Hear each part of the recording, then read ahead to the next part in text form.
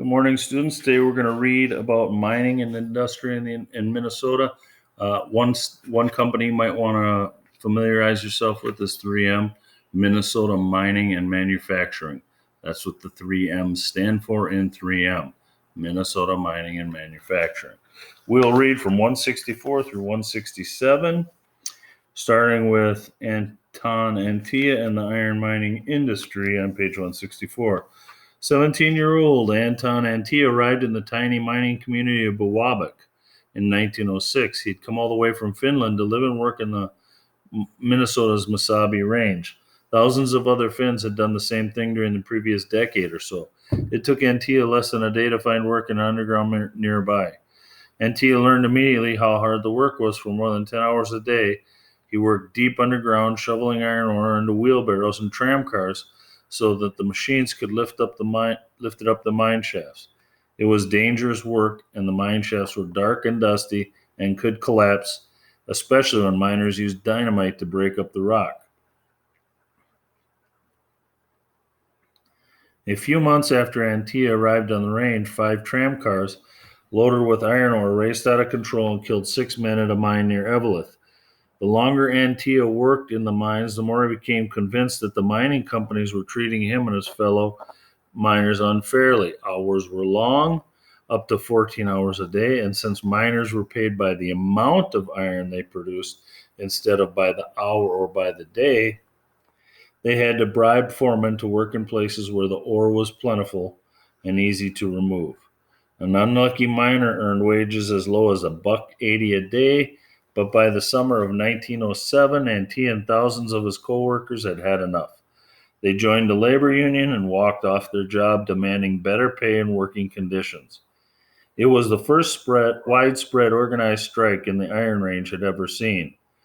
The mining companies were determined to keep the mines open and force the labor unions to give up its strike. They brought in replacement immigrant workers from southern and eastern European countries such as Greece, Italy, Slovenia, Croatia, Montenegro. They hired hundreds of guards to protect the new workers and intimidate the strikers. Antia and the other striking miners tried to convince the replacement workers, who they called scabs, to honor the strike, but most of the newcomers needed the jobs that they'd been offered. The mines reopened soon. The men who had gone on strike before returning to work. The strike was over. The strikers had gained nothing. Minnesota's iron mining companies turned their attention back to other business, but they could be faced with labor concerns again and again in the years to come. You can look at the picture on page 165. Miners were paid low wages for dangerous and underground work in underground mines like this one shown near Virginia.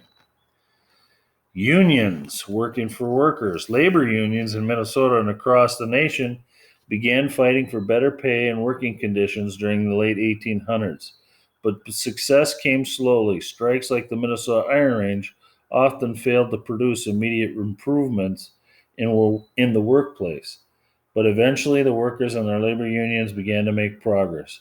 During the first 4 decades of the 1900s, successful strikes took place in other states and in other industries such as textiles, steel, and railroads. The U.S. government also passed a variety of federal laws that benefited working people. By the middle of the 20th century, combined efforts of labor union and government reform had achieved all the aims listed in the chart below. So one of the things that we always talk about is child labor, and you can see on this chart below on page 165, child labor conditions. Employers set wages as low as long hours and unsafe conditions in the 1880s. Aims of the labor movement, hours and conditions restricted. So they would put children into these mines and have them work, or into other factories or textile mills or heavy industry or whatever it is. And we needed to protect children so they could have a nice life, at least an opportunity to have a nice life. All right, page 166.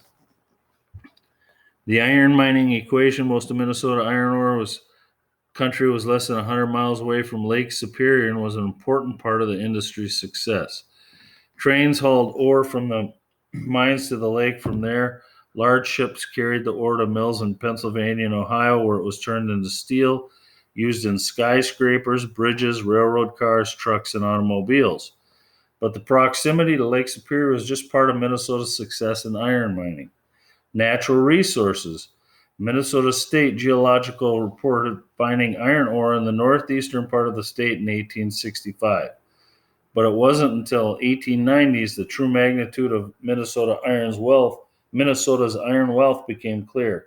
In 1890, brothers Leonidas and Alfred Merritt discovered that part of the Mesabi Hills north of Duluth were covered with soft, granular iron ore that could be shoveled up like dirt. They'd found iron deposits of what would soon be called the Mesabi Range. As it turned out, the Mesabi, along with smaller Vermilion and Cuyuna ranges, formed one of the largest masses of high-grade iron ore in the world. So that's right here in Minnesota. These were found. It was basically the spine of an old mountain range that had worn down and exposed the iron ore left behind. Perfect conditions to mine that stuff. Machines. To be profitable, iron mining requires an enormous investment in heavy machinery and transportation. Before the mining companies could make more money, they had to build railroads to haul the iron ore to Lake Superior. They had to construct iron ore loading docks on the shores of Lake Superior, two harbors, and Superior, Wisconsin. They had to build a fleet of ships to carry the iron ore across the Great Lakes. At first, they used massive steam-powered shovels to dig out the ore of the open pit mines, and steam-powered trains to haul the ore to Lake Superior. As technology progressed, electric shovels replaced the steam shovels, and diesel engines replaced steam trains.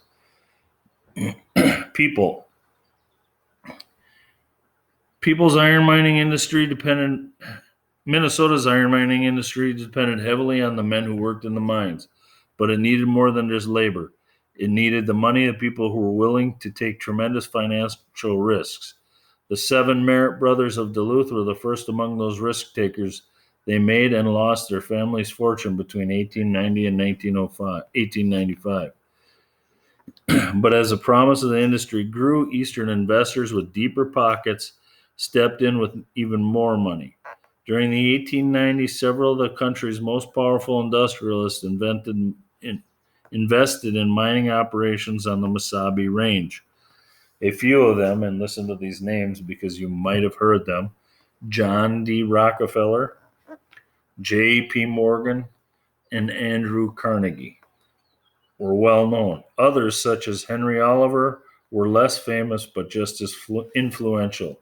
All but Duluth's Merritt brothers lived in the East and took the money they made from Minnesota's iron ore out of state. After striking in 1907, Anton Antia returned to the mines, but he didn't stay there long. He'd earned a reputation as a troublemaker, the kind of worker the company didn't want around. After a few days back on the job, he was fired. He looked for another mining job, but no one would hire him. I had been speaking my mind, he later recalled. I got blacklisted. Antia returned to farming and never returned to mining. But his labor union efforts marked the start of a long struggle to improve the lives of Iron Range workers. In the years that followed, miners on the Iron Range continued their attempt to bargain with the companies. In 1935, U.S. Congress passed a law that made it easier for other working people and to form labor unions to bargain collectively with their employers. Collective bargaining means all the employees can negotiate together against the employer. Finally, in 1943, 36 years after their first strike, miners on the Iron Range signed their first contract with the mining companies. 1943, so from 1906 to 1943 without a union. The flour milling, lumber, and iron mining industries continued to drive Minnesota's economy well into the 20th century. Abundant natural resources, technological innovations, and hardworking, enterprising people all played vital roles in creating a thriving business economy in Minnesota. And that's the end there. Just one thing of note, Minnesota has a very diverse economy, which is a very good thing, especially in times of trouble with economic times, because they have their agricultural section, their education section, their hospital section, their industrial section. They have their food production section, all working to make this great economy in the state of Minnesota. So that's where we're going to end it for today. I hope you have a great day, guys.